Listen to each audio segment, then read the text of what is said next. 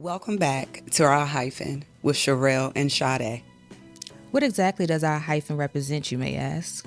The hyphen is the punctuation that is used to separate your date of birth and your date of transition from this life to the next.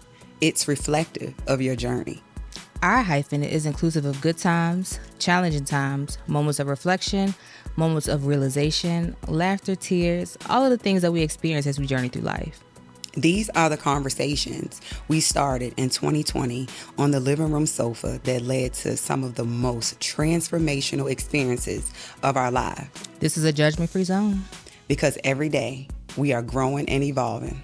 Your life, your hyphen.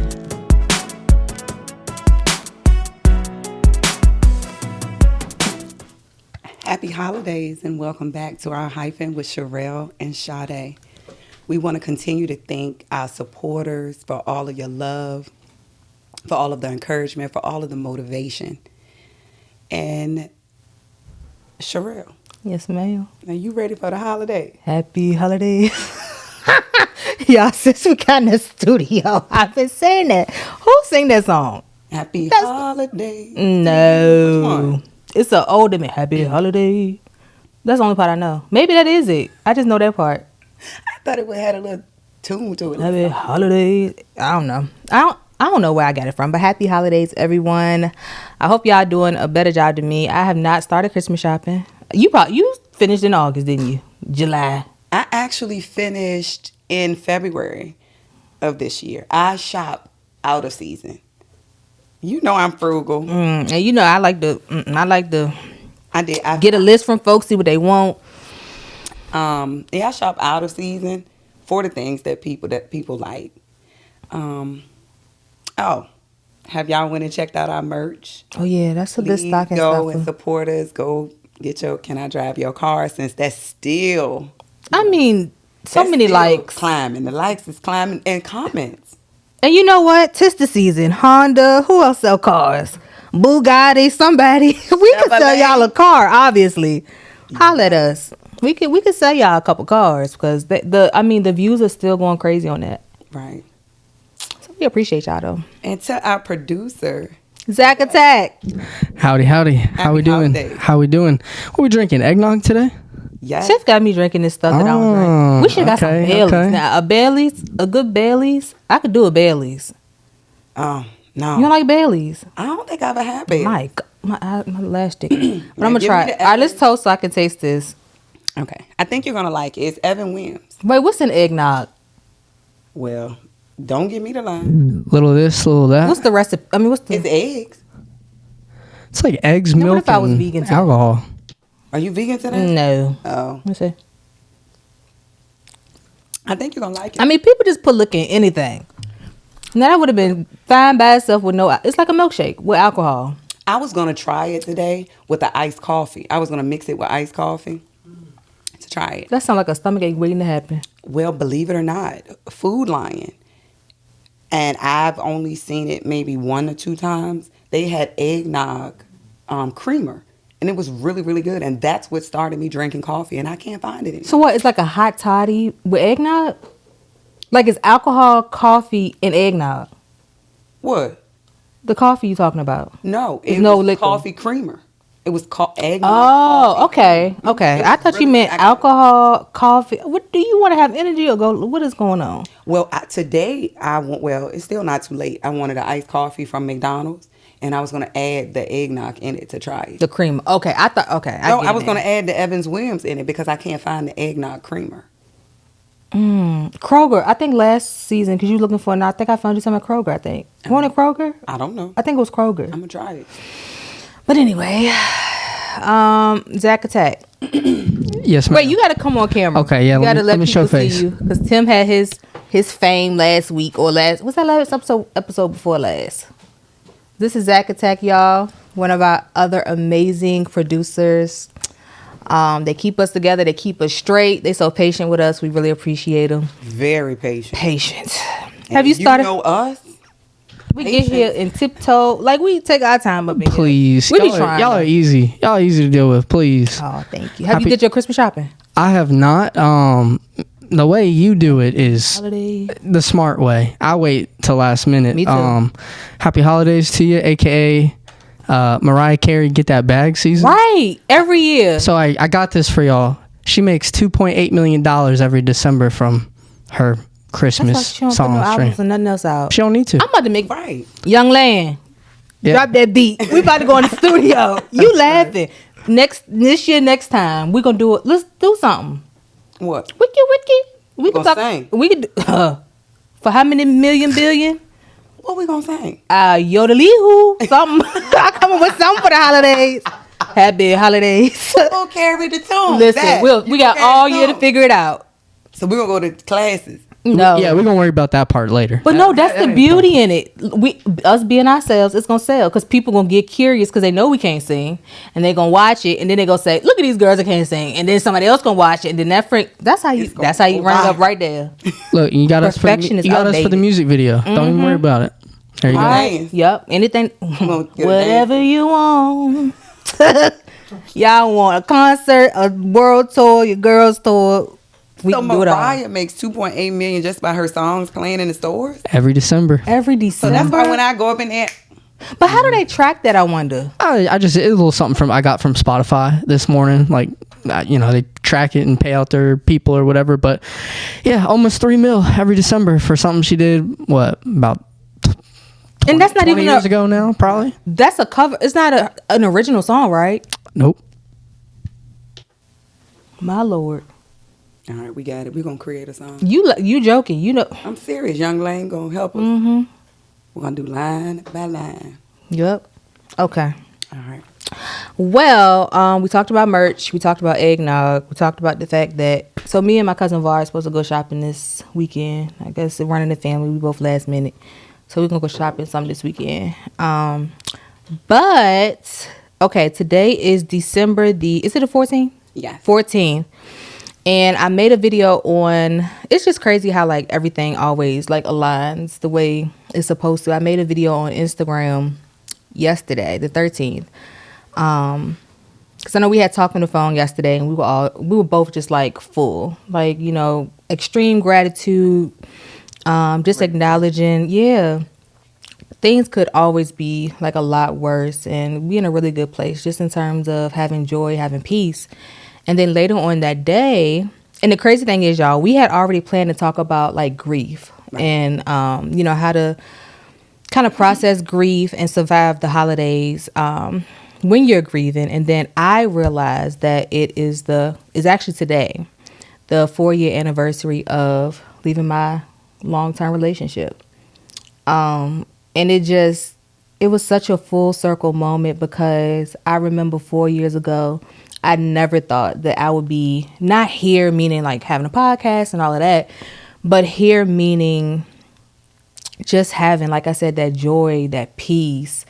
You hear the stories about how, like, years later and, people bring up exes and they talking about how they hate them. And I feel none of that. And I'm just so grateful that, like, now I can look back and actually see the journey. I remember, like, taking step one, meaning day one, minute one, it seemed like it was going to be forever, but I appreciate the journey so much. And it was real. It was real. I know we both agree on that, but that's why I think it's important for us to, use this time just to talk about like grieving through the holiday and make it real for people. Like, a lot of times we don't like to talk about those realities, but it's real. I know quite a few people that's just going through it right now and trying their best to hold it together. So I wanted to like normalize that for them today. Okay. And I'm here I want to put out this disclaimer that there's no hatred anywhere in my heart. I have peace. Mm-hmm. I found forgiveness. And for me, I'm speaking on my behalf, I feel like where I'm coming from today, this initiated my conversation with God, finding me. Mm-hmm. I remember that first conversation that I had with God. And I did. I asked him to take me. And that was the first conversation that initiated my relationship with him. because for all that knew that my world was wrapped around my ex-husband. So that initial conversation, that when I asked God to take me, he took my hand, and he didn't take me the way that I wanted to go. Yep. He took me the way that he Oh, wanted to go. which way? And let me tell you, he told me. I was like, God, take me. And his words to me was, your journey is going to be worth it. And my journey, it's been worth it. Like, I have so much peace. I have so much joy to the point where I don't care if the sun shines, because I'm my own sunshine. So today I want to put out that disclaimer, because I know people can take an inch and make it into a whole mile, that there is no love lost. There's no bitterness there. I truly forgive what's happened to me. I don't regret what happened to me. I needed what happened to me. So on every. And you talking about forgiveness. So what helped me with forgiveness in the initial stages was like a quote that I came across, and it said, we don't own people, we experience them. And every time like I hear that quote and I think about it, like, it just makes me so emotional, because endings, sometimes we look at them as bad, the worst thing ever, but we talk about this a lot. Regardless of where we go or where they go or anybody, when you have a experience with somebody, they are forever a part of your book. Like, you can go off into this world and be the next Oprah, the next whomever, but that person will always, like, they were necessary in your growth and your becoming and your, just you becoming everything that you were meant to be in this life. And I think for me, that's what helped me in terms of my forgiveness, because I can say my ex was a very intricate part, like, just in my college career. Like, a lot of stuff was going on in my personal life, trying to understand myself better, trying to understand the family dynamics better. And he was like my rock throughout that. So like, it would be almost a slap in the face to now act like that didn't mean anything. Right. And so, like, when I was going through the process, I would journal, which we bought some of our journal entries with us, because I think that helps normalize things as well. Because we can sit here and talk about it, but to really go through and say, look, this is where I was at. Okay, this is here, it's in black and white. Like, this is where I was at. But I spent a lot of time journaling. I had even gotten a books where I would write out prayers, like, for him, like, about him.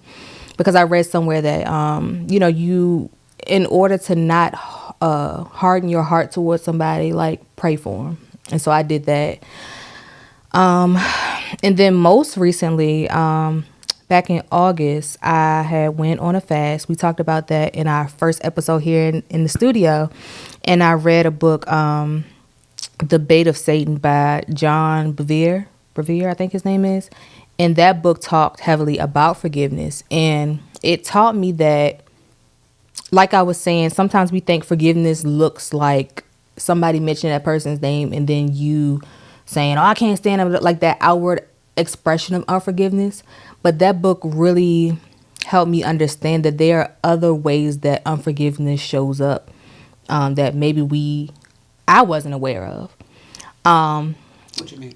So even in terms of, I remember I would say stuff like, yeah, I forgive, but if I saw that person, I don't have a need to speak to him. Okay. And God, like, showed me, like, I don't want to go too far into that. You know exactly what I'm talking about. Just out of respect for that situation. But, like, I was put in a situation where before I knew it, I was speaking. Like, I literally, it was like a moment where it won't no Chantrice, no Cherelle in that at all. Like, and I was speaking, and that opened the door for a conversation and for us to say, like, I don't hate you. And that released me of something I didn't even know I was holding. And not to cut you off, but I'm so proud of you on that. Because I meant that shit. Like, I had nothing to say. And it really won't from a place of, well, I didn't think it was from a place of unforgiveness. I just, like, I'm not one of those people that believe, like, after you break up with somebody, like, we don't have no reason to be friends, like, but God had to pop you in the mouth, right? Yeah. I mean, I still feel like that. Like, we don't have no reason. I get what you're saying, but to be able to, I remember you used to say, I don't need to speak, none of that. God went on to do that. You know how his parents pop you off when you're younger? And sometimes, like, your obedience allows the other person to I don't want to say forgive themselves, but it releases them of something that they think you holding on to. You like, dog, not even, like, we good. And so, wow, like, again, talking about the journey, this year, the years prior to this have really just shown me the importance of, one, documenting my journey. And I love those moments like you talking about where God be like, oh, you think you got this, huh? like literally, it was nothing. It was not. Now I know when people say like, you know how when the pastor get up to preach, he be like, none of me and all of you. Like literally, it wasn't no thought I had. It was just something that happened, like to go and speak. And I was proud. I was and I am proud of you for that. Mm-hmm. Because you was kind of cold at one time. Mm-hmm. You know when we before all you getting closer to God, your relationship and everything. You was just like, no, you good, because I couldn't do it. And even in that prompted conversation with other people, like, how y'all, this is what, like, life is short. Like all of those things that we say, and like we don't have an experience to put meaning behind it, but I think it's just important sometimes to set the example. Like the example that we use words to try and express, like to set the example and show people like we got to grow up at some point. It's not that serious. Like live life. I'm thankful for and don't take this the wrong way when I say it, but I'm thankful for every character in my book, in my journey. I am every chapter, every character, every word. And it's so beautiful, sis. Like I always say, like when we talk about taking risk, and I'm going to read, it was something I put on my story earlier this week, and I hope I remember to read it at the end. But another thing that I think about often is like when we get to the end of our lives, let's assume that we know tomorrow is our last day on earth and we spend time just sitting and thinking and reflecting over our lives. Like, do we really want to be in a position where we're looking back and thinking about all the ways we played it safe, or all the things we wish we would have said, or all the people we wish we would have, made amends with? Like, life is just meant to be, like, to experience it. Yeah. Like, I'm so over playing it safe for the sake of my ego or worrying about what this person think, or like I'm really in a place where I just want to continue to spread love, to be a reflection of love, and to then be able to receive love in that way. Be a Christ-like. Christ-like. And as long as you know your intentions, you can't worry about anybody else. Because the one thing that I do know for certain is that when people don't know your business, they will make it up and tell it like it's the truth. They will make up your business and tell it like it's true. So as long as you know your intentions. Yep. And so that, I think that would be my prayers really, I wish I could reach out and hug everybody that's experiencing grief in this season. But one of the biggest things I would say is just to really sit with your thoughts. Sometimes that's very uncomfortable. Like we tend to try and put things in the back of our head so that we don't have to like really sit and feel what we're feeling, so to say. As crazy as that sounds, but that's something that really helped me, like just sitting and allowing myself to experience like whatever it was in that moment. And for me, I would say when people sit in their feelings, when I sat in my feelings, I had to learn to sit in silence. Because sometimes I would play a song, and as soon as I started thinking about something that was uncomfortable, especially if I'm playing Jacquees or Kelly or Keith Sweat, I will go directly straight to that song. No. Sit in silence. Even if you have to sit in the dark. Yep. Do it. Yep. It's uncomfortable. Believe me. Thoughts going to go through your head that you don't even imagine. But sit in silence. Feel it. Let your heart break. Cry. I don't care if you slobbing. You know what I'm saying? Snot running down your face. You don't even have a tissue. Use your arm. Like, girl, I got videos on my phone I was watching today, and it was like I was watching somebody I didn't even know. And I felt sorry for her. But looking back, it's like that's a version of myself like I will never go back to. Like I didn't even know who I was looking at. And yeah, I did. I felt sorry for her because that version of me thought like that's when my life ended. And it was like the beginning. I'm about to get emotional. And I remember like sitting in those moments and not thinking it could get better. Like I felt like my identity, I had life planned out. We was gonna get married. We was gonna da-da-da-da. Like everything made sense until it didn't make sense at all. And it took for it not making sense to now be in a place where it makes the most sense. You like, understand dang, that like, better by and by. Yep.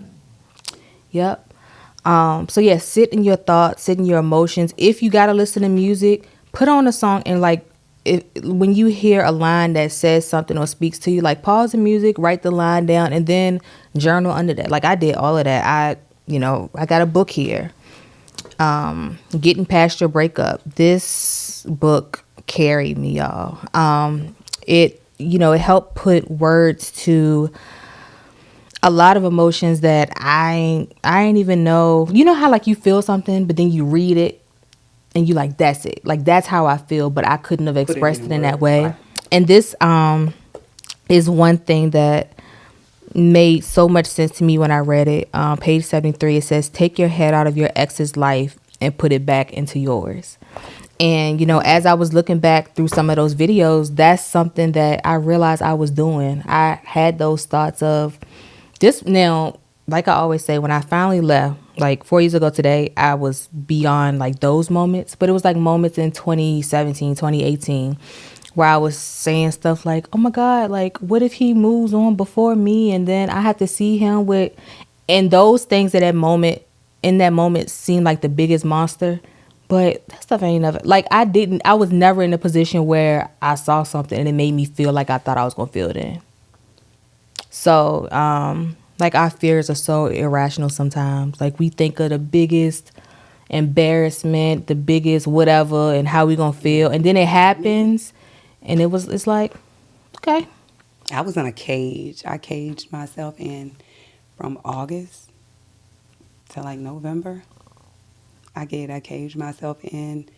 I was so embarrassed, not realizing. Yeah. I mean, now that I look back, I realize that people really don't care about your problems. And if they do, they only care about your problems because they want to mask theirs. Or they don't understand it. They don't understand how you can get out of a situation and not hate the person and not be on social media bashing the person and not like all of those things. I think that's what intrigues people the most, because they don't or it's like the road less traveled the most. Because you look at social media and society, how many instances, even if we think on a bigger level like celebrities, how many instances do we see where people have peaceful breakups? Where they just break up and it's like, yeah, we had a good run. Not many. Friends forever. Love you. XOXO. It's kind of like, you mother. And that's what feeds the media. That's what people are used to. So it's kind of been ingrained in our brains, I think, to act that way. I almost think if someone breaks up like that, there might not have been something of substance there to begin with. Usually, I mean, every situation's different, but when I see something that peaceful happen, I'm like, was it even worth it on the front end if you're gonna act like that on the back end? That's true. It's my 2 cents. That's true. We thank you, Zach Attack. Yeah, for sure. Hey, y'all know I got you back here. And I'm only speaking from the perspective of a breakup because thank God I've never had to experience like the loss of a family member and like go through the holidays. I mean, I know I'll experience that at some point, but up until this point, I haven't had that experience. But I have had to deal with heartbreak throughout, a couple holidays in different ways. So I dealt with the death of my best friend. It was tragic, but I will say, y'all, this episode is hard for me. But I will say that I finally came to terms with death, with my best friend's death this year. Your birthday. Yep. I came to terms with it, but let me tell you something. For all of y'all that's dealing with grief, for the loss of somebody, whether it's a loved one, the loss of a relationship, feel it. When I tell you feel it, I mean it. Like if you have to cry, if you have to kick, if you have to scratch, if you have to do whatever, just feel it. And I'm gonna say put God in it. It was rough losing Mary and losing her the way that I lost her. Yeah.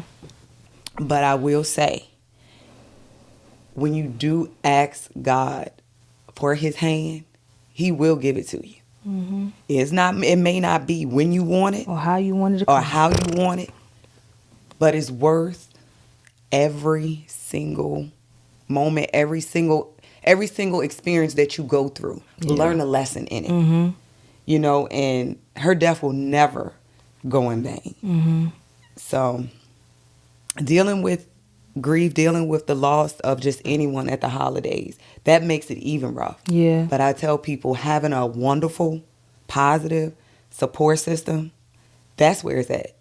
Just like I tell people that, and I know I'm jumping off topic, but a support system is everything. I don't care what you're going through, whether it's weight loss, whether it's alcoholism, whether it's a divorce, whether it's death. If you have a positive support system, you're going to make it through. And go ahead. And I feel like when I say that positive support system, it's those ones that the people that's going to make you uncomfortable to help you. You get what I'm saying? To help you grow. Because the friends that make you comfortable all the time, I'm not going to say they're not your friends, but you need those ones like you, like Ro, the people that's going to say, all right, Tiff, time to pick it up now. You know, go over here and read this. Go over here and read this scripture. Yeah. You go and read this book. You know, not someone that's just going to say, oh, keep on crying. Oh. Oh. And just keep on telling you saying you have to have people that's going to push you. Or even the people that try to make you feel better by downing the other person. Like, that's something I'm glad I didn't have.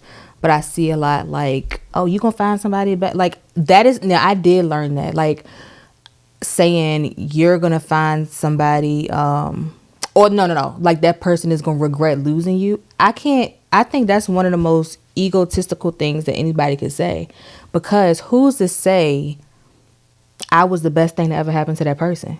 Just like I'm growing and evolving, they're growing and evolving. So we'll both find the person that is the best fit for us. But that doesn't mean that the next person is better or less than. Like, it just means we're finding the person that's meant for us. It doesn't make them any better in any way than the last person. So those are the things too. I'm so glad like I had a better understanding of, like, God didn't allow me to sulk in those things to make me feel better. It was really all right, mirror up, Chantrese. Like, we're going to look at you. We're going to make this about you. And you spoke about having a positive support system. A part of my journey was realizing that I had a very codependent personality. Because, again, he and I had been together 10 years. We pretty much did college together. We lived together. We did a lot of stuff together. So for me, a part of my journey was learning how to make decisions that were best for me as it pertains to what the next steps were, you know, in my healing. And then once I got comfortable with my own voice, then I feel like that's when like we started talking and hanging out, and I became more comfortable with like expressing how I was feeling, because at that point I could take what people were giving back, suggestions or, you know, different quotes and stuff, and funnel it through my own thoughts instead of like taking other people's thoughts and just making it fit. I kind of, what is the thing I say, chewing the meat and spitting out the bones.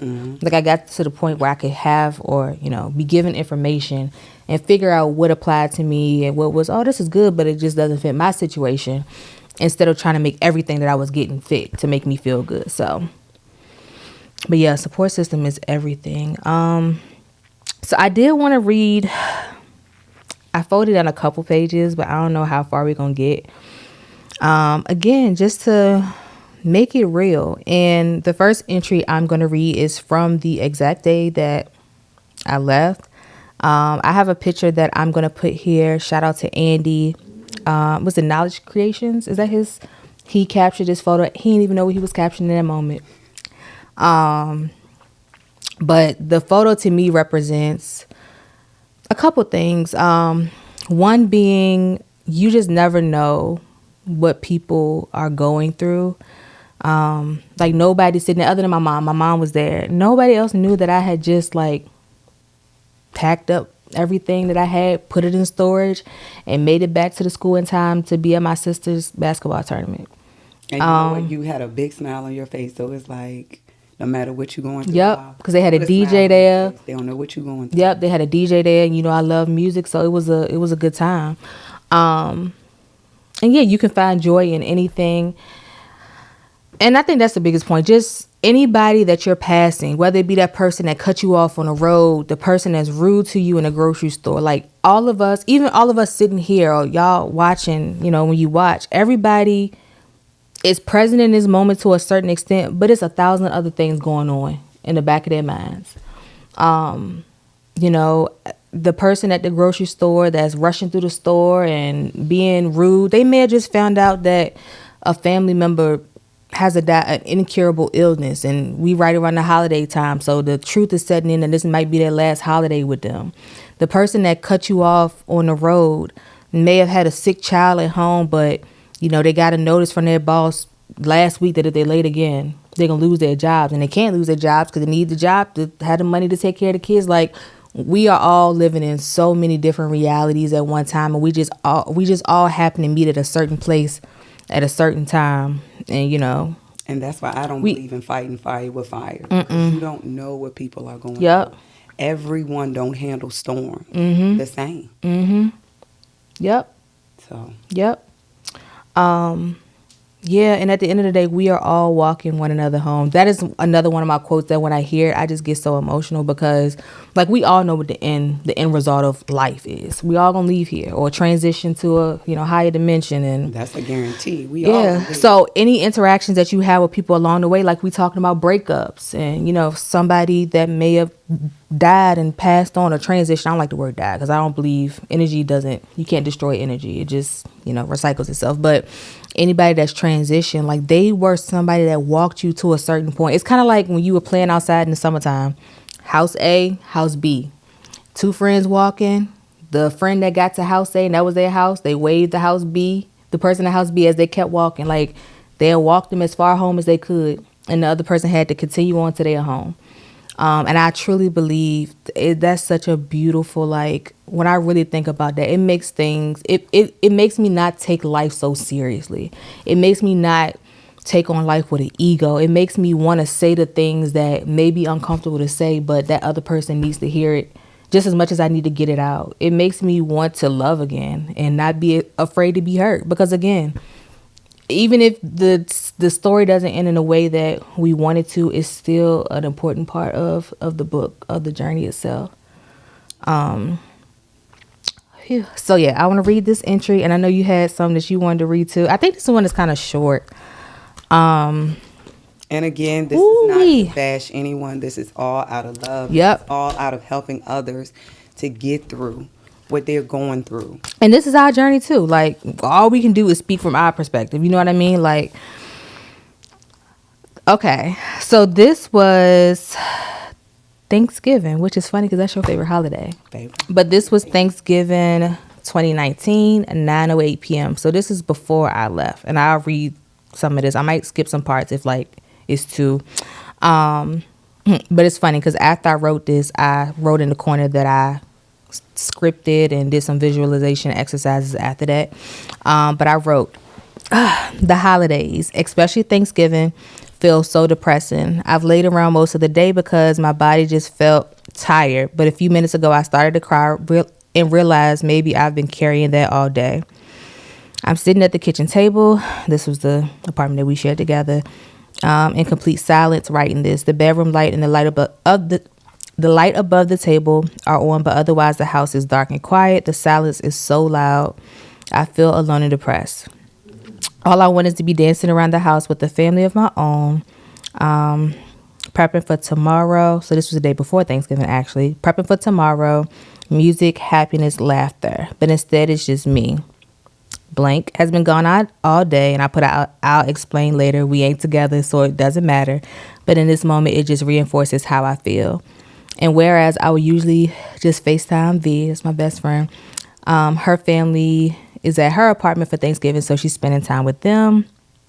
I can't wait to build my dream home and have everyone over on Thanksgiving Eve. The women in the kitchen prepping, and the men, well, doing men stuff. Some wine, good music, kids and puppy running through the house. Although deep inside my faith is that in the future I will have this experience. Oh, hell. Wait a minute. My faith in the future, that I would have this experience makes me feel somewhat better in this very moment. I feel so hurt and I can't understand why. Why am I this way? Meaning family, fun, and memory oriented. But I don't have a family on my own to experience that. It's also interesting and eye-opening to see just how fast time really does pass. I remember Thanksgiving last year like it was yesterday. I hosted here at my apartment. I put the address. I had my Christmas tree up, and I remember feeling like such an adult. Subsequently, he and I were broken up at the time, too. The only difference is we weren't living together like we are now. As sad as I feel like God is gently touching my heart, letting me know that my time is coming. I will experience holiday joy and excitement. While I was scripted in my other journal, I got this message from him. I remember once upon a time, getting a message like that would have got me so excited and hopeful about our situation, but I didn't feel that way. And I remember what the message was. He was at a football game, and he had texted me. He was like, I see this family in whatever the team was. I see them all dressed up in the team gear, and it made me think about us. And I remember I got that message, and I didn't feel, like I said, that feeling of, oh my God, like maybe there's hope. And that's when I knew, like, yeah, like it's really done for real. Like I'm sticking to the plan of leaving. So, but that was real. Like I remember sitting at that table, Right. in that darkness, writing. Yep. Writing, and that was real for me. So did you want to read one? Then I read another? How you want to do with this? Okay. Okay.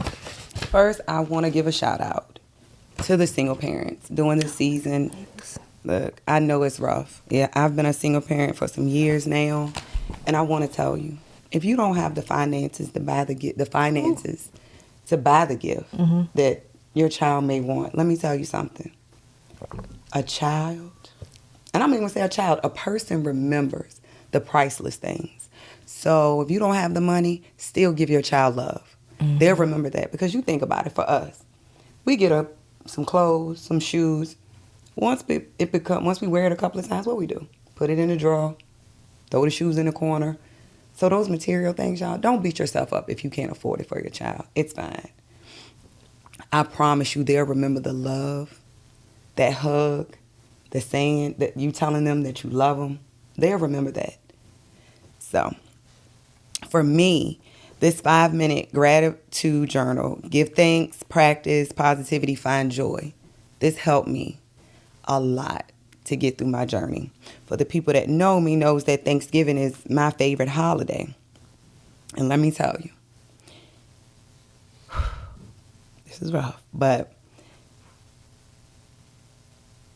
having to go through my favorite holiday for the first time by myself, it was a monster, because I didn't really do anything by myself. I didn't go to the restaurant by myself.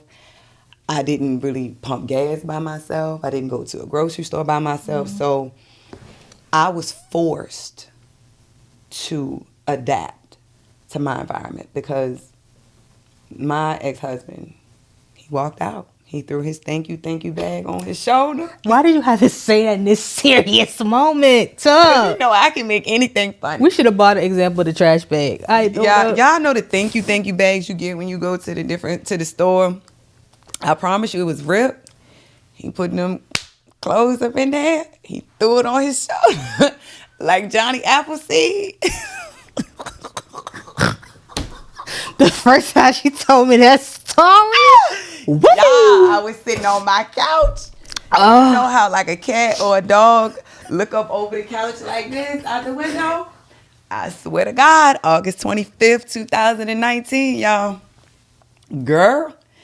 And let me tell you, one of the first journals that I got, I don't know if y'all can see it, but it's called I Choose Bravery.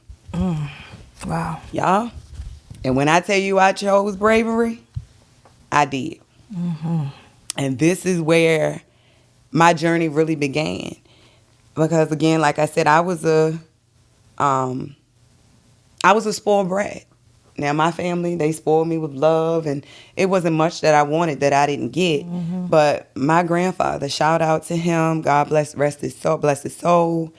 James Crump. When I tell you that man taught me, and whether it's right or wrong or indifferent, he taught me that the world was mine, that everybody else just fell in line. Yep. So, again, I have no animosity, no beef with my exes. I promise y'all.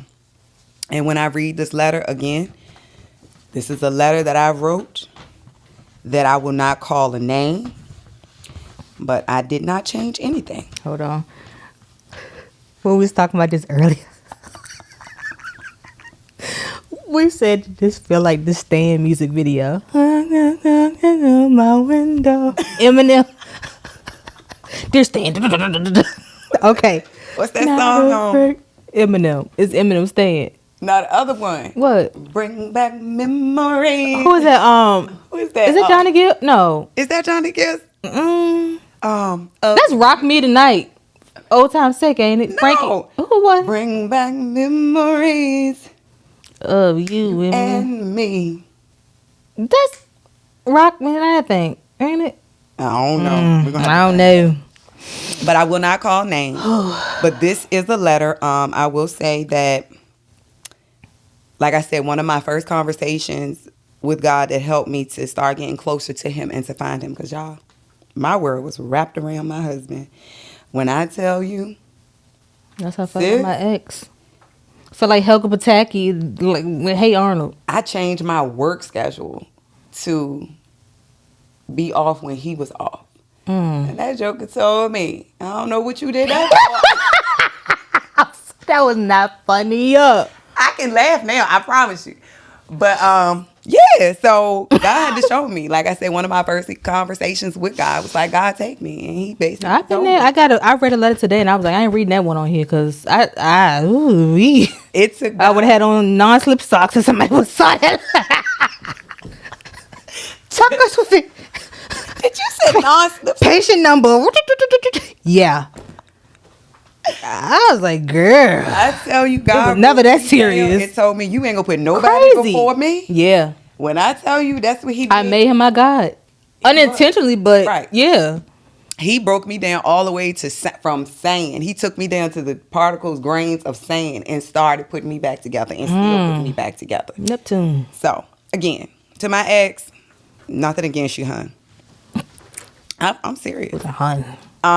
Y'all, Thanksgiving again is my favorite holiday. I can remember, and I do have that picture.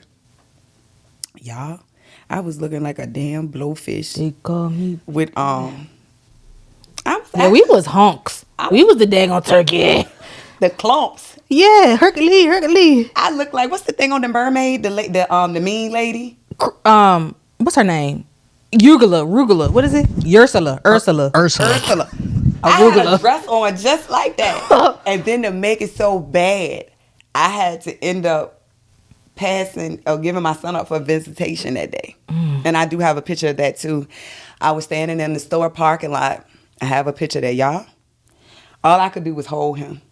I didn't want to let him go because I felt like that was the only thing that I had left. Woo! But let me tell you, God will do it, so put God in it. All right, here's my letter, y'all. But, oh, no, it's not. Hold on. But I can remember on Thanksgiving, Nanny Jenny had fixed my plate. Y'all, that plate was looking so good. I couldn't even eat. I didn't eat. Now, put a plate in front of me if you want. But here go my letter. I know you are not big on verbal communication, so I'm meeting you where you are by writing this letter. We have had some great times together. I can't look at you right now. Turn up the cheek. As well as some low moments. And this is actually the third time that I've read this. My pain is so deep right now.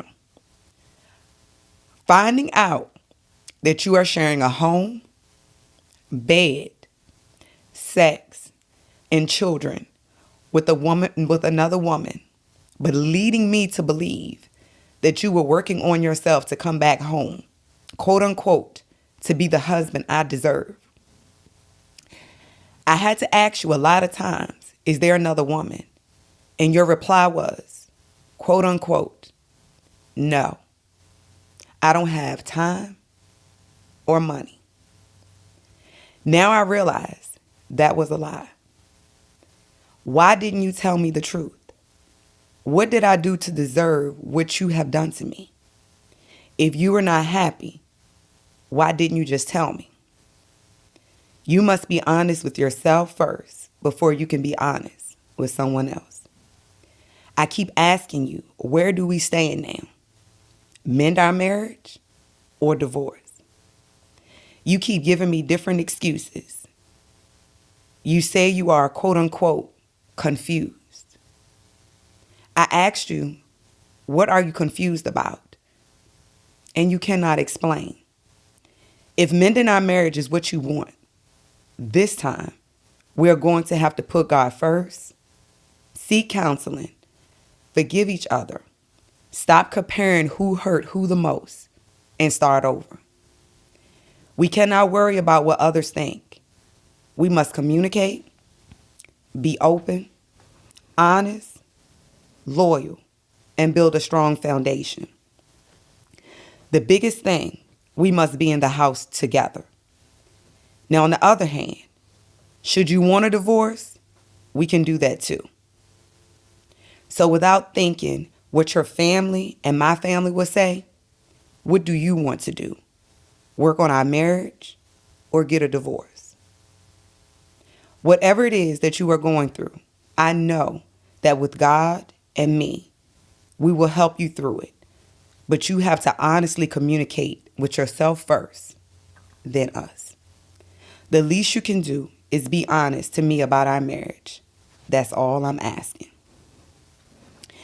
And this was a letter that I wrote, that my counselor challenged me to write. In addition to a letter that I wrote to myself, and then I wrote a letter to my marriage. And now that I look back at this letter, I'm just like, girl, you was begging somebody to be in your life that didn't want to. Or didn't know how to. Right. And that's one thing, like, in listening to that too, like, a big part of, like, just getting through grief in the holiday season or just in general is, like,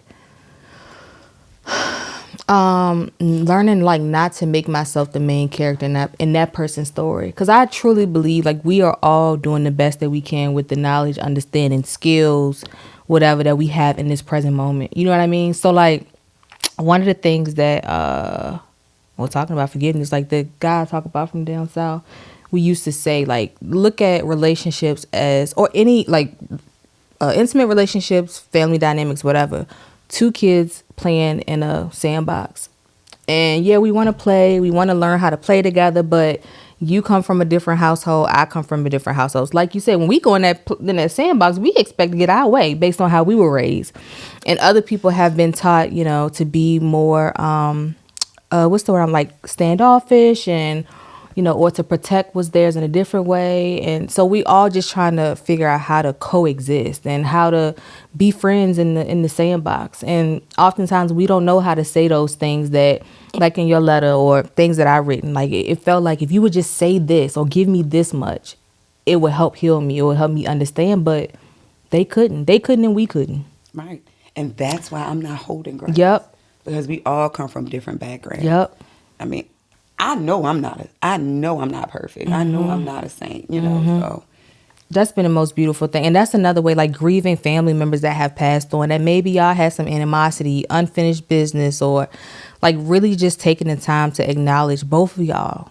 You know, y'all did the best that y'all could with the understanding of one another, the understanding of life, the emotional intelligence, your emotional capacity. Y'all did the very best that y'all could in those moments that y'all shared before they transition on. And forgive yourself. Like, forgiveness is such a big part of, like, just getting through the holidays and, you know, not going into family situations. Because sometimes we can grieve people that are still alive, too.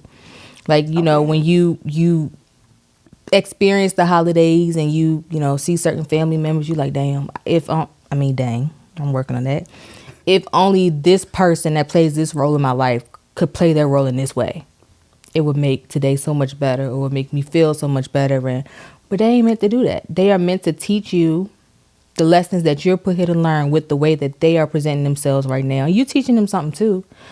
But that's the biggest thing, like forgiveness and self-awareness, like what we doing right now, like being able to read those letters and not reading it in a way that's like, yep, because he did this. It's like reading it and then being able to say, girl, like you was tripping. You was begging for something that, you know, the person was trying to relieve themselves of. And I mean, I would say, Yeah. you know, that what relieved me was being able to forgive them. Mm-hmm. That was the biggest thing. And grace, having grace was a big one for me. Like realizing, yeah, we say like hurt people. Yes, that's very true. But sometimes people hurt us without even intending to do so. That's just how they get their rocks off, you know, about how they're feeling. You know, think about The Grinch, the movie The Grinch. That's one of my favorite movies. Like he was antagonized. Like they were picking on him and made him to feel like the outcast. And then when he got turned up and he started being the villain, then they wanted, oh, Christmas is the most, like, let's love you down because you're making us feel uncomfortable. Like we interact with people that's holding on to hurt and guilt and pain. Like I've told my ex, like, I thank you for what you've done to me, and that's no lie. Mm-hmm. I needed this. Mm-hmm. And I do have a letter to where I wrote about who I was. Oh wow. Then. Compared to who I am now. Mm-hmm. And I'll share it.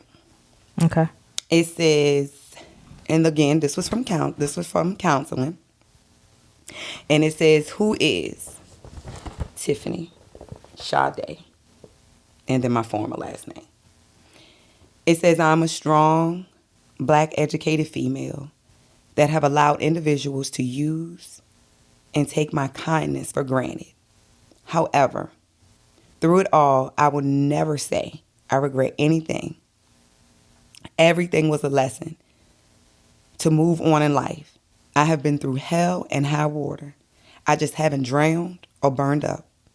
Lord knows, I don't look like what I've been through. That's good right there. Out of this life, I want to be at peace and happy. I will be a successful funeral home owner very soon by the grace of God.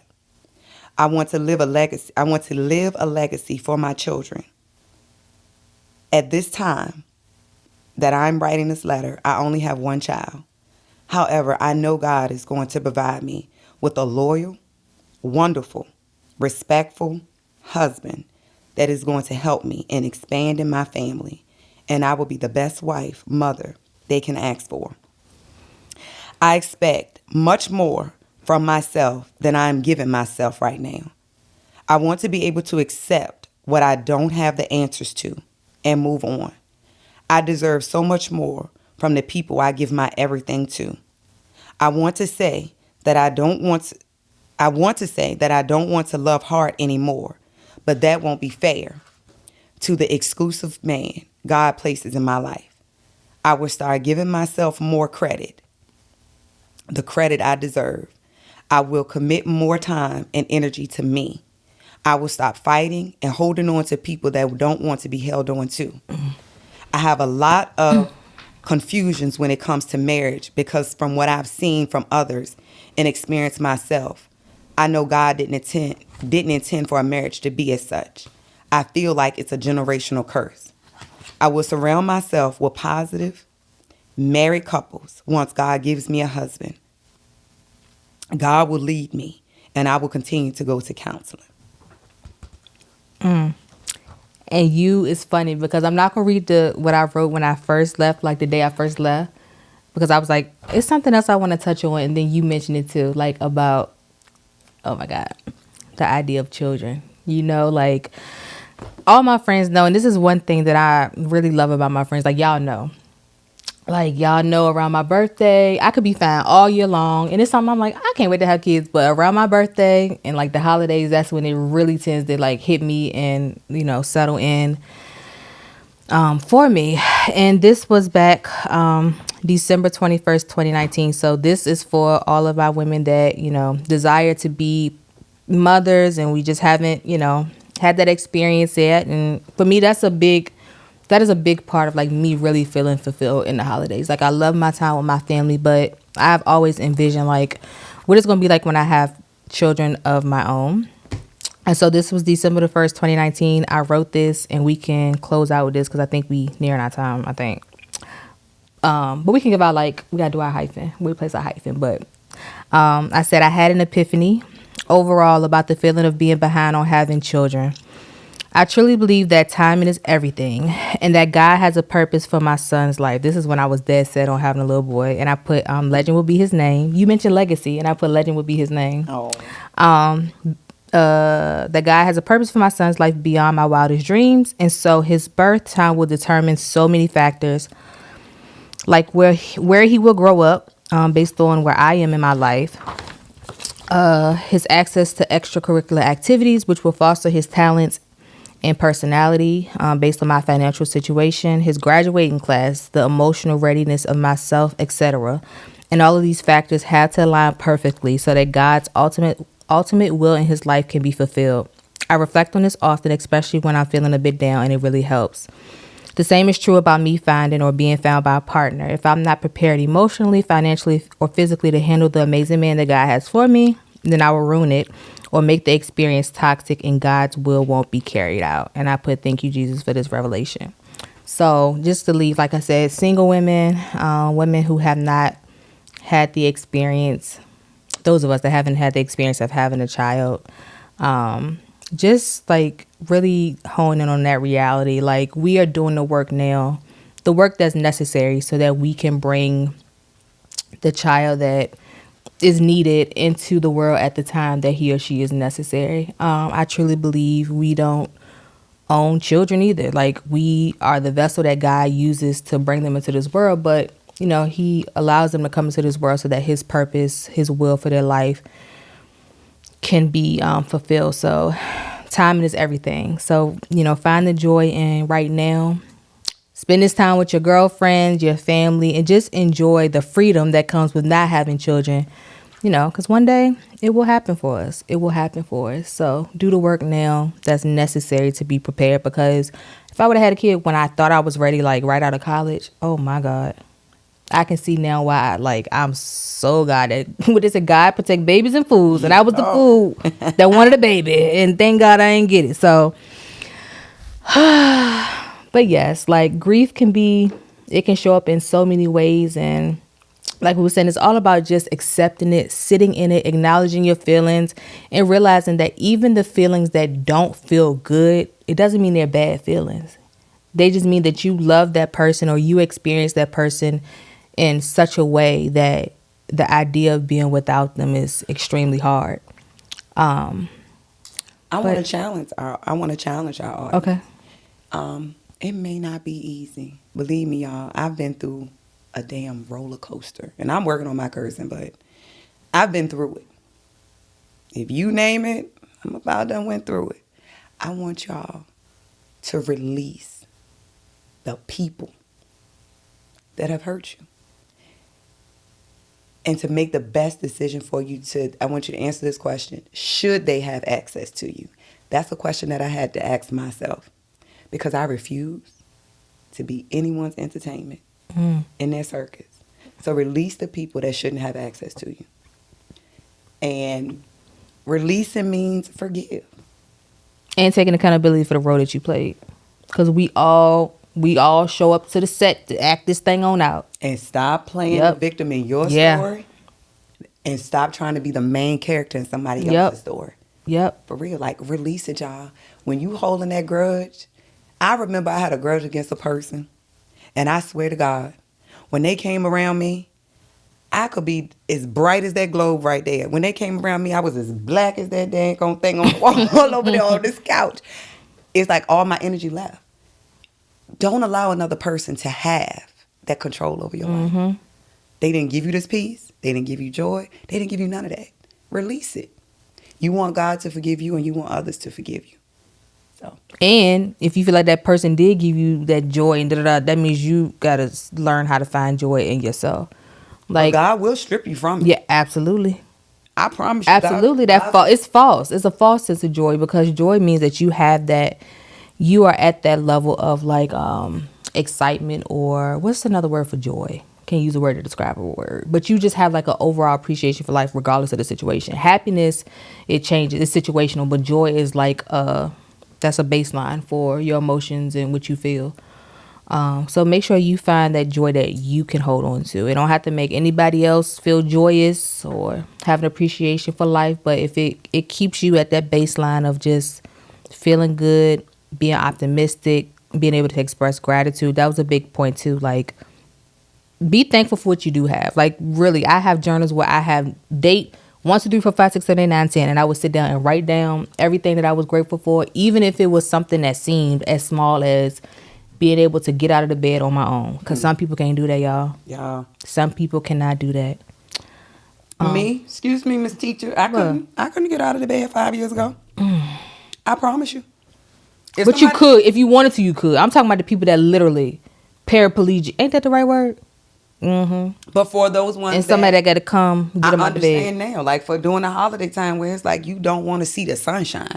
You just want to pull a cover over your head. I couldn't. Mm-hmm. Now, I sleep with my curtain open because that's how I found out. That's how I researched blackout curtains when I was going through my depression. And now, I don't even need curtains in my window, y'all. When it's raining, I'm my own sunshine.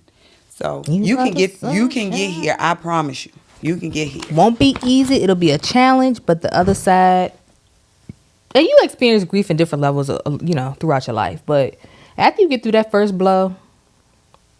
But I would say, to get through that first blow, you're going to need that positive support system. You don't need nobody that's bashing that person or always bringing up that person when they see that person posting something on social media. You need somebody that's going to do this. Look at your mirror. Look in your mirror. Let's make it about you. Look at you, boo.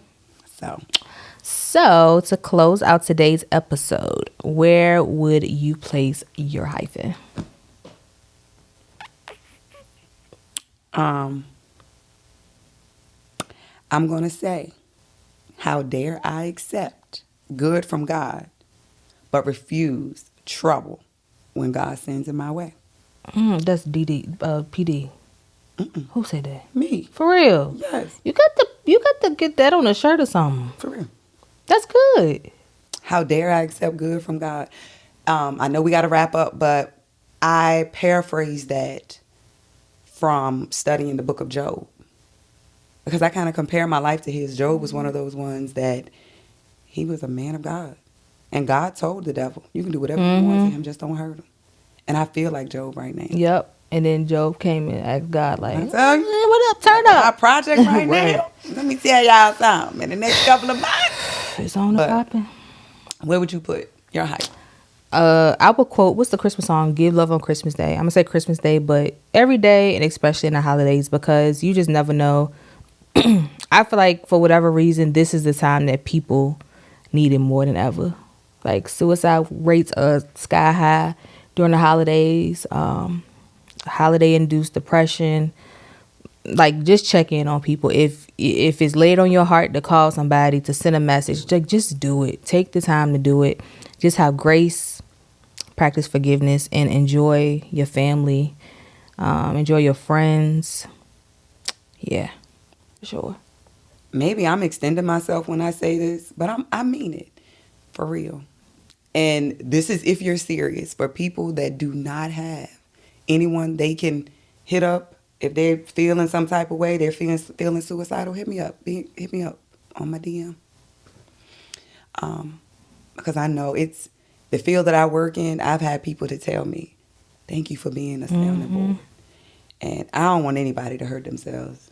I've been there. Or somebody else. Right, or somebody else. So, and one last thing.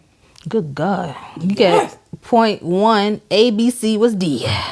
Point 2, D8. Now, for real, y'all, you got to start talking to yourself and believing what you say. Like those. Y'all believe in Santa Claus, all of me is believe in yourself. Right, those self-affirmations that I tell y'all, I love me some me, I am enough. Set your boundaries, that's your vision. believe that. Continue to tell yourself till you believe it. I was one of those ones that brushed my teeth every morning. Y'all know I love my teeth. But I never could look in the mirror at myself. Now, let me tell you something. I'm like that little, what's that little thing that, You got it. I got it. What's that? It's a little ballerina.